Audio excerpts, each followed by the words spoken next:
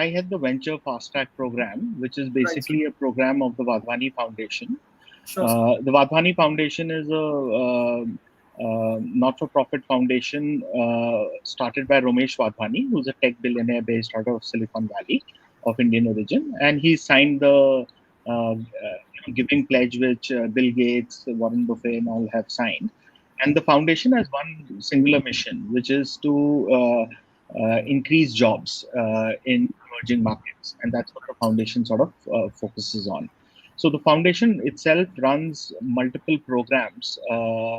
We have a program called Wadhwani Opportunity, which focuses on skilling, basically giving employability skills to thousands of Indians who don't have that kind of support to help them to get jobs. And so we have a lot of content which we work with NSDC partners to ensure that people can get jobs.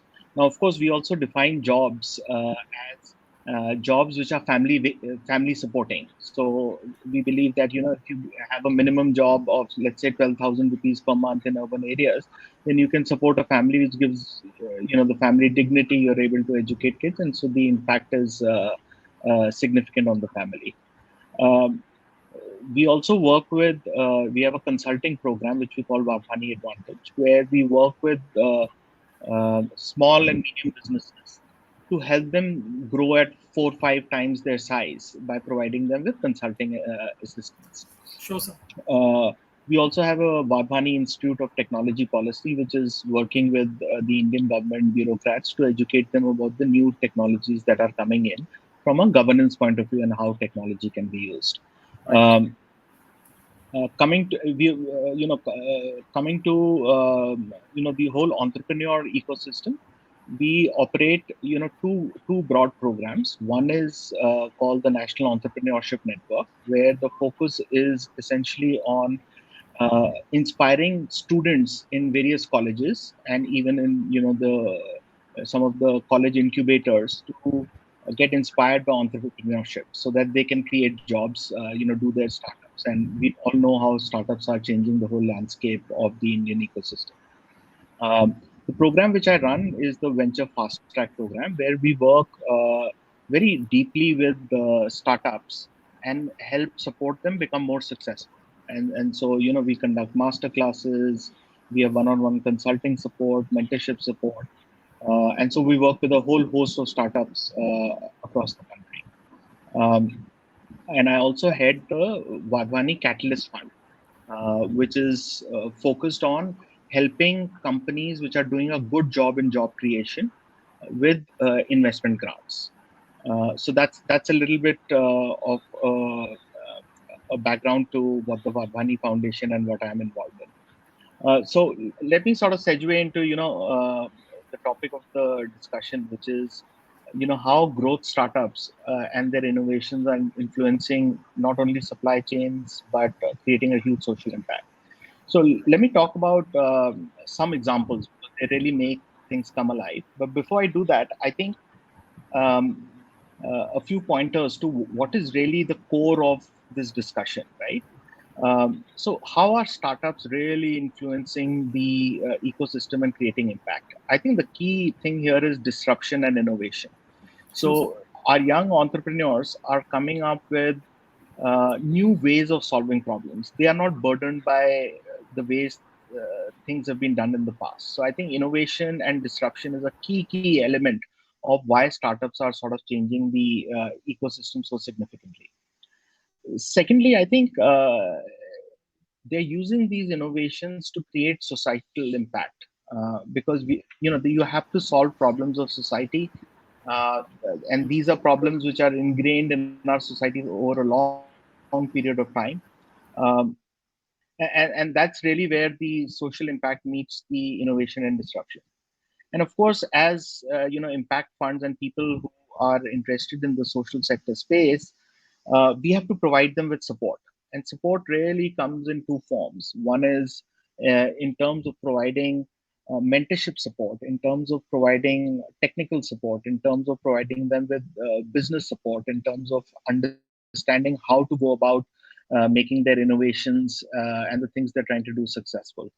And of course, money, because a lot of the social sector startups uh, do not find ready private sector backers for their innovations. And so uh, at the initial stage, they do need support. And that is what, there are about 60, 70 odd impact funds, which are focused on providing them that critical piece of support early in their life cycle, which can help them scale up and then established. Finally, I think the final point is establish commercial viability.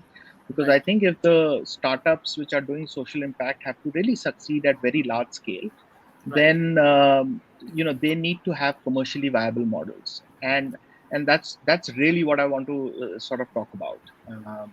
Absolutely. So, uh, and the way the startups are doing this is, first of all, they are solving pressing problems. They may be small problems, but they're pressing problems. The market may not be big, but they're using technology to come up with solutions for these problems. And these are often local solutions. So these are, sons of the soil. They are increasingly coming from tier 2, tier 3 cities, even, cities which are tier 4.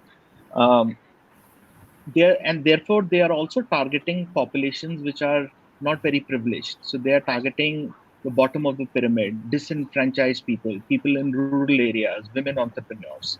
Um, and finally, one big element of the whole social sector impact of startups, which we at least focus on, is job creation. So can you come up with innovative business models which not only offer a service for uh, social problems, but are able to create jobs, lots of jobs in the process, and reasonably well-paying jobs. Because people also, in the impact space, we realize people also don't just want handouts. They want to be able to add value. It's about Right. their dignity. We are doing something, and therefore we are getting paid. We have a job which is available to us. And finally, one last point. I think the nature of these problems that are being solved are to do with safety, quality of life, dignity, solving some of the social problems that we see. And sustainability is a big element. Um, so let me talk a little bit about how these growth startups and their innovations are influencing uh, and doing a lot of social impact and solving genuine problems. So let's look at a classic problem, right? Um, we know there is a huge India lives in the villages in rural areas. We know there is a chronic disguised underemployment problem in these areas. We know women almost never have any opportunity to hold jobs because they have other responsibilities. Um, and finally, let's look at what does the corporate world or the whole private ecosystem want. They want access to these markets, Correct. right? So there is a, I've stated the problem here. In comes a startup. This is a company which where we have given an investment grant. It's a company called Frontier Markets. So what they essentially do is they are an assisted rural commerce platform. So they essentially provide quality products from over 2,000 odd companies in Rajasthan and UP, and they go down really at the district and taluk level to be able to work with rural women entrepreneurs, and they're called Sahelis. So essentially, these women, what they do is they not only store the products in their house, but they also have a digital app which they can use to go out and showcase the products to the village population which are relevant for that population. So these may be toasters, digital financial services, consumer goods. And so they curate the demand, store some of the stuff in their house, and then provide, they have a network of warehouses. And so they act as marketing agents and they sell these products. And these women are, they have about 10,000 odd women. So look at the scale of impact. These are in rural areas, women earning between 7 to 8,000 rupees a month, and they are providing access to a whole host of companies to access this bottom of the pyramid market, which a lot of these companies have always we've always heard, the large companies trying to build a rural distribution pyramid. Right. Um, so that's the kind of innovative model which startups are coming up with, which is solving this problem in such a beautiful manner. You're providing services, you're generating employment, you're providing, and a lot of the corporate partners are supporting this. Right. And the good news is it's an economically viable model. And so the company is now, they raised their first round of 2.5 million in 2020, and now they're getting a significant amount of interest from private for-profit investors to raise about $20 million. Right. So that's a classic success story of how people with a vision willing to go down, understand. I think the key thing is to understand the rural context and So, understand the nature of the problems that are there. Um, Let me shift to another sector, healthcare. So if you look at the Indian healthcare sector, we have a very large population, so the need is huge. And it may, and it is no surprise to anybody. We have a heavy shortage of not only doctors but of trained technicians who can operate medical equipment. We also import close to 80%, 75, 80% of our medical equipment, which is very expensive. We don't have the technology. So if you look at the startup space, people are trying to. So the problem is you don't have enough trained people. There's a huge need. There's the classic 3-point problem, right? Access to healthcare, affordability of healthcare, and quality of healthcare. correct. So these are the three major problems. Can you solve all of these at once? So let me talk about a company, a startup, which is actually doing that. This is again a portfolio company which we supported during the COVID times through ACT grants, where a lot of the private and impact investors came together to offer support. It's a company called Dozy. So they make a remote patient monitoring device which is able to monitor a patient in remote locations and give alerts, alarms if there are problems. So what it essentially does, if you look at the problem, and this is a problem not only in rural areas or the smaller cities, it's also a problem in the tier one cities. India has very few uh, what I call intensivists. Now, intensivists are the people who can handle multiple problems in the human body. So, let's say you have an accident. You have internal bleeding, some organ is damaged, you are having a breathing problem, there is blood loss to be stemmed. So, these are doctors who know how to handle, and it's very specialized training. And these are the doctors who use. If you go to a hospital, you will see in ICUs. So clearly, this skill set is in short supply. We also know that there is a shortage of ICU bed supply in the smaller cities and in rural areas. And so what this innovation does, this patient monitoring device does, it converts a normal hospital bed into an ICU bed at 1/10 of the cost. So you have AI based algorithms which can track vital trends, in patients well-being, give some early warnings, and then that can alert nurses, and then you can provide guidance on how to treat the condition. So they are now, they started off small. They are in 350 hospitals. They've converted about 7,300 beds. About 85,000 patients have been monitored, and about 8,700 odd nurses have been trained, and 150,000 nursing hours have been saved. So now they've gone on and become commercially very viable and received 18 odd $1 million in funding. So classic example of, again, taking a really big tough problem and coming up with an innovative disruptive solution targeted again at a disenfranchised population.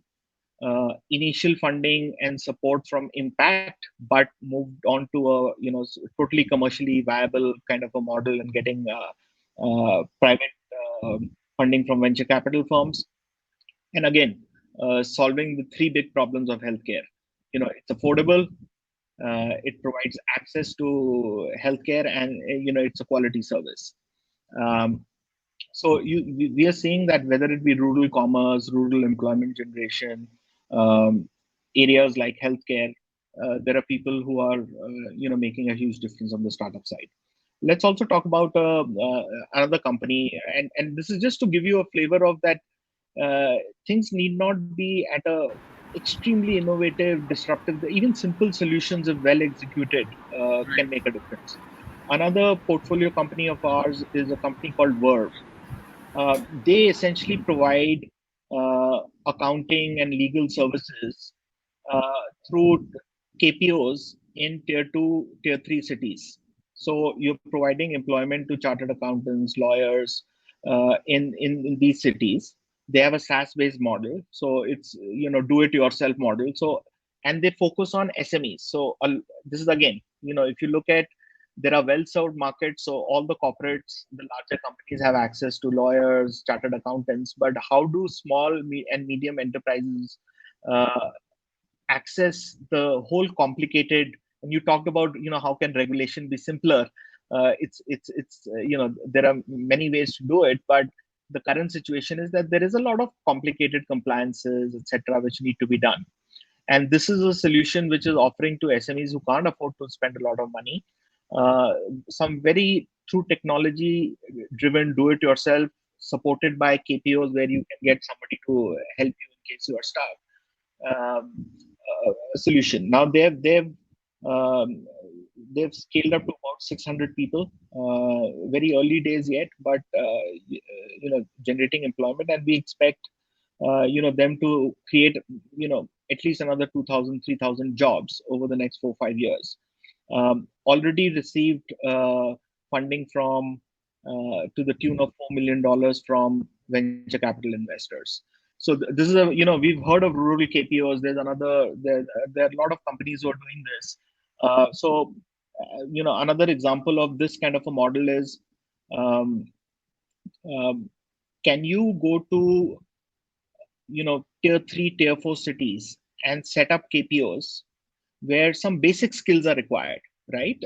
People who can type, who can read in English, you give them some training, because there is this whole huge demand for AI and ML services, right? Getting the data ready for being able to do a whole host of AI and ML kind of analysis to be able to offer solutions and services. So right from a Swiggy, Zomato, etc., they have to onboard restaurants, put their menus, and there is the AI and ML technologies need very good data to be able to make use of the data and give meaningful output. So there are examples of such companies, which are doing this. Also, one last sort of thought on a very large sector which is emerging is the whole gig economy, right? We've all heard of the gig economy, on how there is a lot of unemployment.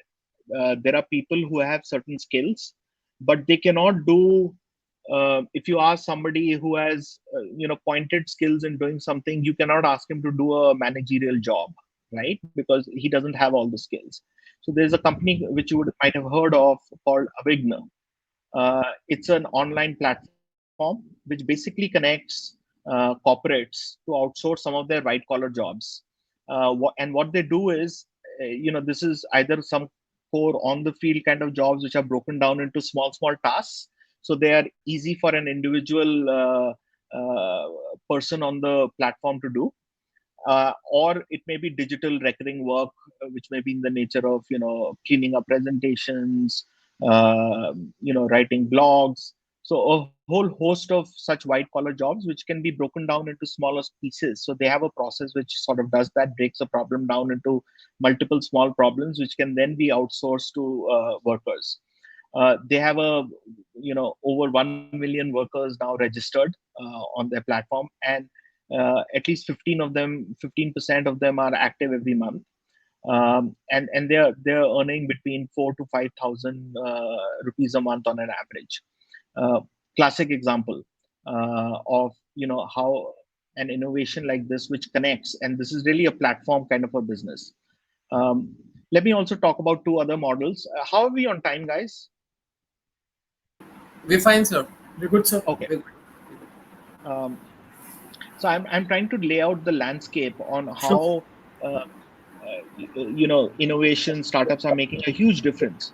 Right. Now, let's look at another classic problem which we are all aware of, right? Um, Women, largely in the cities, and you can go to any tier of city you want to, are educated in India. A lot of them are, at least the a significant section of them are educated, but and they have their household responsibilities, etc. Maybe I'm talking about traditional families, but they do want to be able to work and contribute, right? And a lot of them at least have a graduate degree, so which means they can definitely teach school children. So there is a company based out of Bangalore called QMath, right? So they want to be the global maths company. Okay, and you know how important, not only in India but across the world, STEM is, right? The whole and understanding maths and logic, and children do need help in maths. So this company started off, with about a local model where they got, housewives who knew math, who had studied, maybe done BSc or even, arts, but could teach. It's not very tough teaching a class six kid maths, right? And they teach right up till K-12. Um, they started off small, and now they have 10,000 teachers spread across the country who are providing teaching to children. And now the company has spread internationally, and so there is a huge, value proposition. They're commercially viable. US is a large market, Europe is a large market, and these teachers are earning, if they spend 5-6 hours a day teaching, and it's very flexible hours, so an ideal solution for the housewife at home. She can log in when it is convenient for her, maybe after her work is done, or maybe 2-3 hours at night, and they're making 60 to 70,000 rupees a month, and doing a great job in improving the quality of education and supporting children who are the future generation in a key area, which is mathematics. Um, Let me also, so I think the whole education skilling piece is really important, because it follows the logic that if you teach a man how to fish, you feed him for a lifetime, right? um, so let's go to another very, very exciting company. And by the way, all these companies were initially funded by impact funds, right? And they have gone to raise private capital because they have viable models. This goes back to the initial point I made, that for this whole social impact and startups innovation to succeed, eventually you have to be commercially viable, because then you can really scale up and make a huge difference. Um, is a company called Masai School. I don't know if you guys have heard of it, but uh, if you look at the problem here, so India has, close to 10 million graduates coming out every year. I think 1.5 million of them are engineering graduates, and from what I hear is a lot of them are unemployable. They don't have the necessary skills. The curriculums are old, um, and the parents have spent a lot of money on their education, and they are still not employable. And there is frustration. These are young people who want to work. They've put in the effort into their education. So what is the solution? And on the other hand, so we have 1.5 million engineering graduates. On the other hand, we have the corporate saying, hey, there's such a huge demand for these skills, it's impossible to get these people. You talk to any startup which is in the tech space, you talk to an Ola, Amazon, they're all struggling for talent, right? With the relevant skills in the new technologies. What Masai School does, it um, it it calls in students who are engineering graduates or have some basic level of science education, with an aptitude test. So they do rigorous selection. The student doesn't have to pay anything, and so they are trying to attract students who are willing to put in a lot of effort. It's a 7 or 8 month program which focuses on really, some of the cutting edge skills, web development, Android development, and those kind of skills. They make you work 9 to 9, so it's not for everybody. So here's a young guy who's willing to put in the effort. His parents, he doesn't have to pay anything. Now then how does it work commercially, right? So you do self selection. So you first of all you try to ensure that the people you get in are the people who are really motivated to get a job and do well, and there are enough of those, and they're coming from all the smaller cities in India. Second, you put them through a very intensive program, and you tell them one thing: you have to have 90% attendance, you have to do 90% of your assignments.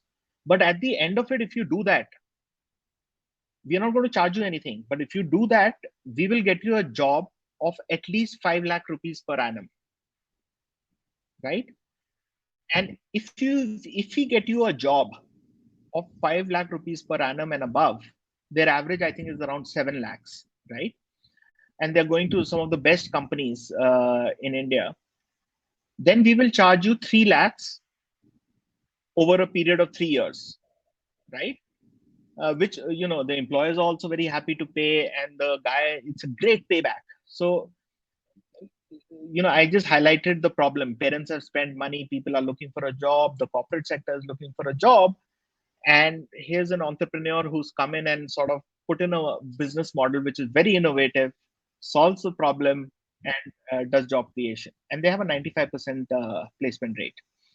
Um, so I think people like me who've been around in the industry for a while, I think there was a 2000 time frame startup wave, which was also driven by the internet, which didn't last very long. I think this time it's very different, because with COVID, what has happened is 7 or 8 years of digital evolution has happened in a 2-3 year time frame, and I think that has opened a whole host of opportunities for startups to really come and shine.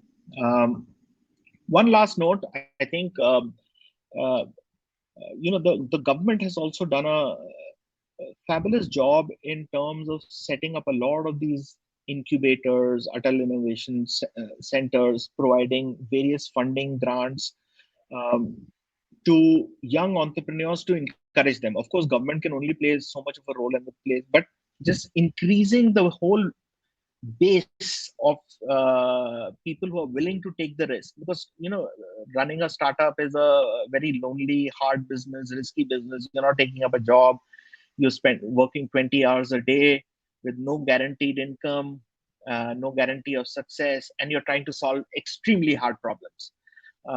So whether you look at the agri-tech sector, and I won't go into more details, I will open it up for questions and maybe other people to comment.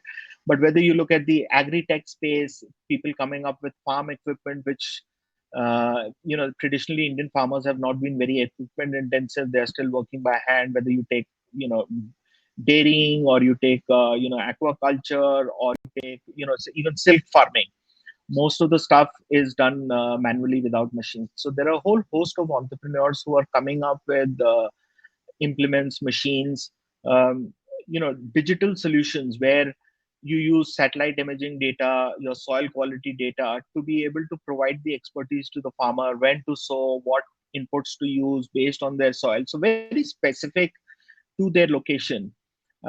So that's a big wave that's happening. Again, on the medical side as well, healthcare, there's a lot of innovation happening on the equipment side. Of course, the hardware startups are targeting local solutions. It's not an easy, they take longer. But I think the government has really helped in sort of giving the seed money grants, tie up with academic institutions who have the relevant expertise, the IITs, and a lot of the university ecosystems.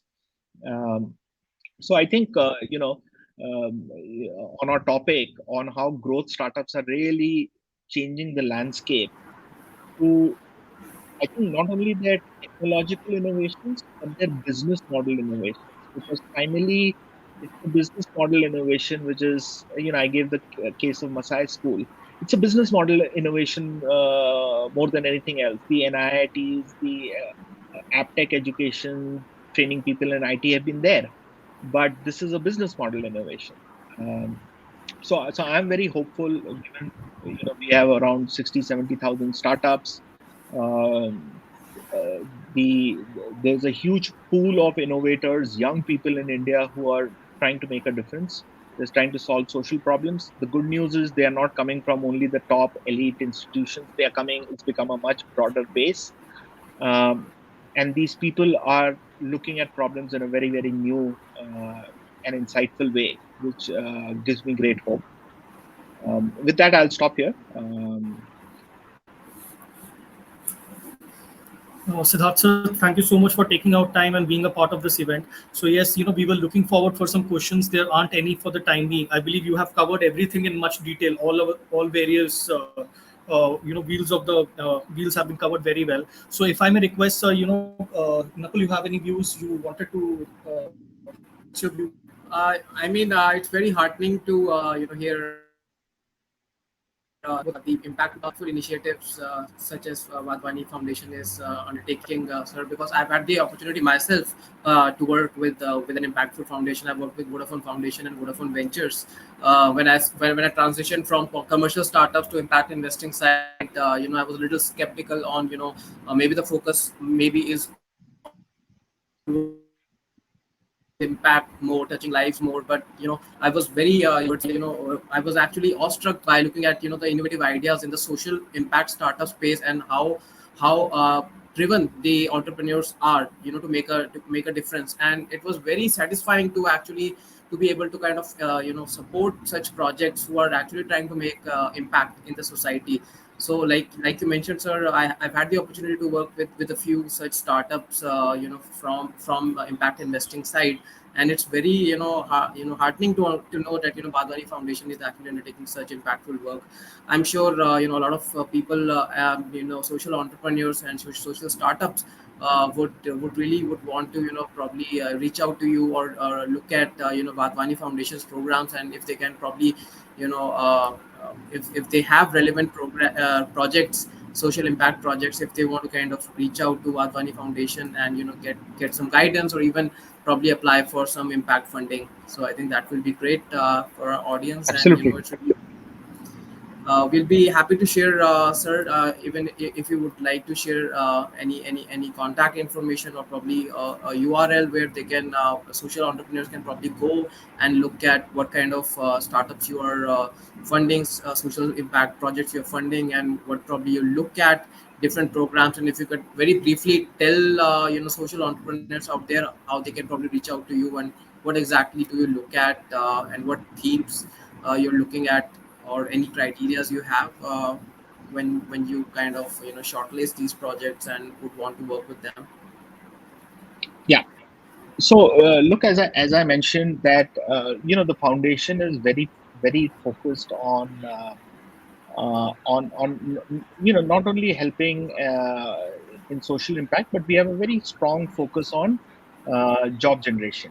Right, sir. So that is we don't have a we can't measure ourselves on profit. So the only thing we measure ourselves on is impact, and that did we create jobs, right?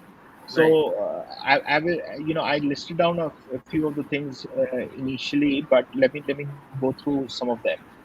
So we have if you type in Wadhwani Foundation, you will go to our website, which lists down all the programs that we run, okay, including the Catalyst Fund. And I'll talk a little bit about our VFT program and Catalyst Fund. But there's a lot of stuff that is happening right from the whole skilling space, where Right. if you're a company in the skilling space who are working with other foundations and we are doing something innovative in terms of running programs which provide either rural women or people from disadvantaged families, below a certain income group, below a certain, in tier three areas, women, people who are not getting jobs. Maybe these are, people who have done a college graduation but still don't have a job, and you're doing some skilling work. You're either giving them a 3-month, 4-month training, but and you may be getting funding grants from various agencies. We are happy to support you. Having said that, there are two things we look for. We look for, are you doing it innovatively?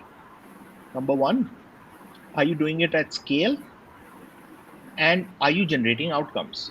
So, if you're doing 200, 300 student training, it is good, but we can look at pilot kind of grants if you're doing it innovatively. So some people are doing self-paced learning through gamified WhatsApp based content. Okay, and these are employability skills which are very important as well. A lot of people coming from sort of the semi-rural backgrounds don't know how to work and behave in a corporate setting, right? For us, it's all seems very easy, but for them, it's a challenge. They don't like the rigid culture. They have to behave in a certain way. So there's a lot of soft skilling, also emotional training that they need to undergo. But your model should be built for scale, and you should be focused on outcomes. So you should be able to show that these people got placed, number one. So we focus on 2-3 elements. One, you are generating outcomes in terms of students getting placed. They're getting placed in, because that's the mission of the foundation, they're getting placed in aspirational jobs, and those aspirational jobs are defined as jobs which give at least 12,000 rupees. So they have family supporting wages. So we are not looking at 4,000, 5,000 rupees, especially in urban areas, because they can't support a family, right? So 12,000 and above, 15, 20,000 rupees a month. Third, the job should have some growth. So the guy is not going to be doing the same job. There is some learning. He can become a supervisor and move on. So I think that's how we define an aspirational job. And the other metric we look at, retention. Is the guy, 6 months down the line, he got a job. Is he still in the job? And there are many reasons why people leave. They're not able to adjust. That may be one of the reasons. But I think one of the other reasons is that there is a whole industry which has come in to take government funds and train the same people again and again, and they keep shifting. So those are so that's on the skilling side, which we can look at. Similarly, if you're in the you're doing something on the gig economy side, where you're building platforms which enable people to get jobs, you connect them to employers, you break down work, we are happy to look at it. We are also happy to look at anything we started looking at the agri-tech side. If you can make a huge difference in farmer incomes, that's an area where we would love to talk to you. And of course, the whole, I talked about rural commerce, right? Anything in the rural commerce side where you're working with the bottom of the pyramid and providing some services, jobs, livelihoods, economic models which work at the bottom of the pyramid. With disenfranchised populations, we look at. That's from our Catalyst fund. It's all on our website. You'll find the details, contacts there. Right. We also run a program called the Venture Fastrack program. It's sector agnostic. We work with startups who are looking for their they may have got government grants, 20-30 lakhs of rupees, and they are maybe in incubators, but they've got viable business models. Business model. A lot of the startups have business models where the market size is not big enough. There may be other commercial problems with them, but we are looking at models where the startup has a successful business model. They've got some customers, their product is tested, it's validated, and they're looking to scale up and get funding. Now, startups need help. Most of these guys are, young technical guys. They don't understand business. They don't know how to go and approach investors. So our program is targeted at those startups who have viable business models. Their product is working. So a lot of startups will have a product, but no customer wants to buy it, right? So we are targeting guys who, customers are actually liking their product, using it, willing to pay money for it. So there is commercial validation of the product. We work and support those startups in looking at their business models, providing them with mentorship. We have expert master classes. We also have a technology platform which has a lot of content, startup related content on how to solve a variety of, whether it be your unit economics, whether it be how to identify your customers, go to market, acquire customers, and so on. And we offer one-on-one consulting support to the startups, and then help them tell their story to investors. What we call a pitch deck, and to go out and pitch to investors. So that's the support we can and we provide. And a lot of the details you will find on our website on exactly what we focus. If you're a Right. student in a college, university, you're doing a student startup, then we have the National Entrepreneurship Network, where we run programs for colleges. If you're a college administrator who wants to start entrepreneurship programs, we provide content, faculty to actually run those courses in your college or university. Also, we take on startups in your college incubators. A lot of the government programs, every state has some startup innovation council, and they're supporting startups. So we work with those. All those details you'll find on our website. So not only Sure. individual startups, students, but also colleges, universities, state startup programs, which are looking for support Right. in being able to help their startups. Uh, the Wadhwani Foundation is, this program has been running for about 20 years. So there's a Right. lot of expertise, experience within the foundation. And all of this, by the way, is pro bono. So it's, there is no fee, cost, there's no commercial motive here. Right, sir. That is really helpful, sir. Thank you so much for giving a very in-depth view of the impactful initiatives as well as the programs that you're supporting. I'm sure the participants and the audience would the right entrepreneurs, social entrepreneurs would love to kind of explore more and probably reach out to you for any guidance or even Absolutely. with the relevant projects. Right, that's up. Yeah, Anything else? absolutely. No, that's pretty much it. Thank you so much, sir. Thanks for your time. Really appreciate you being a part of our today's event.